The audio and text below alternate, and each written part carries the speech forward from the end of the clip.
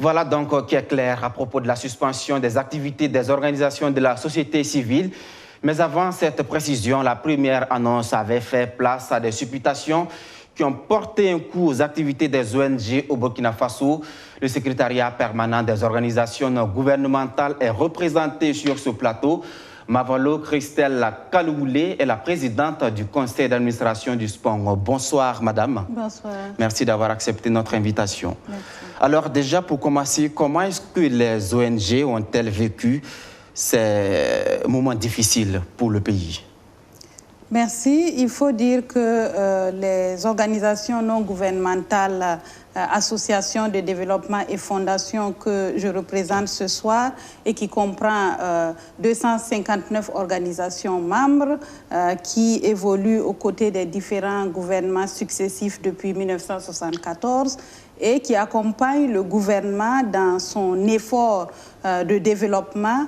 Nous avons véritablement été surpris de cette suspension, étant entendu que les ONG, associations de développement et fondations contribuent grandement aux côtés de l'État pour accompagner les communautés vulnérables et même dans la réponse humanitaire, et que cette contribution, selon les statistiques de la Direction générale de la coopération, pour la période 2017 à 2021, s'élevait à 97,18 milliards de francs CFA dans le secteur de l'humanitaire et également dans la délivrance des services sociaux de base.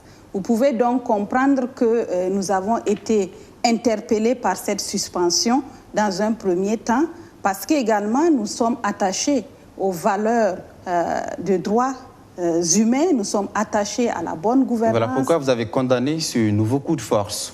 Oui, nous avons condamné au niveau du SPONG, déploré que nous en soyons arrivés à cette situation. Il est vrai que le contexte était assez délétère, mais il faut rappeler que c'est déjà le deuxième coup de force en une année, et il faut rappeler que c'est un contexte particulièrement difficile pour les populations, et lorsqu'il y a des situations comme ça, ce sont d'abord les communautés, les populations civiles qui payent le lourd tribut, et nous avons dit dans notre déclaration que nous déplorons que les coups de force soient un moyen utilisé et privilégié, non seulement pour résoudre les contradictions internes, mais également pour accéder au pouvoir. Nous trouvons qu'on aurait gagné en renforçant le dialogue et en résolvant les problèmes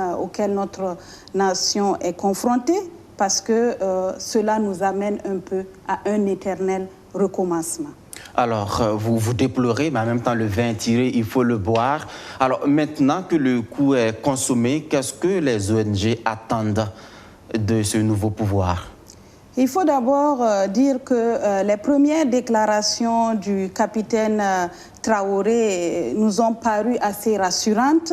Lorsque nous avons suivi sur les médias les premiers éléments qu'il a annoncés, nous avons vu que dans ces déclarations, il s'engageait à pouvoir s'attaquer aux causes profondes donc, des problèmes que nous rencontrons dans ce pays, et également pouvoir travailler à restaurer le territoire et à pouvoir repartir sur une base normale.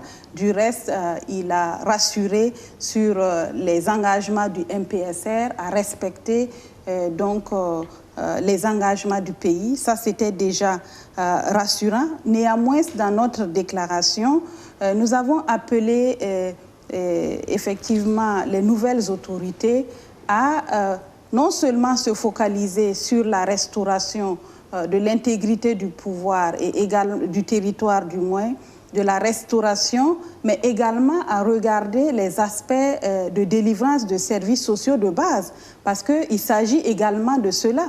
Quand vous regardez avec la crise sécuritaire, la crise humanitaire, la crise alimentaire, qui se peaufinent avec d'autres crises qui s'ajoutent, il est important que les services sociaux de base aient une attention particulière.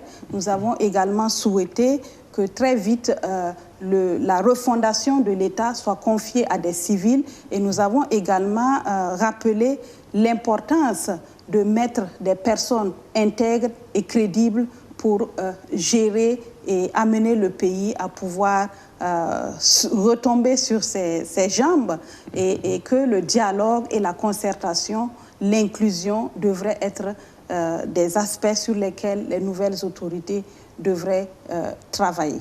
Merci beaucoup, madame. Avant de vous laisser partir, je m'en voudrais de ne pas vous poser cette question. Quand on parle des ONG au Burkina Faso, beaucoup pensent que vous vous sucrez sur le dos des populations. On estime que vous profitez des situations malheureuses, notamment la situation humanitaire sur le terrain, pour vous mettre plein la poche. Qu'est-ce que vous répondez à ces accusations?